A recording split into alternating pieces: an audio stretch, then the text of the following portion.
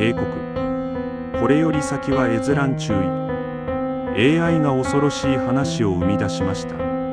夜中、布団に入っていると、ベッドの下からスーハーと規則正しい呼吸音が聞こえた。隣の部屋の音だと自分に言い聞かせようとしたが、耳を澄ますほどにそれは真下から響いてくる。怖くて動けずにいると、急に呼吸が止まった。静寂の後、床板越しに低い声がした。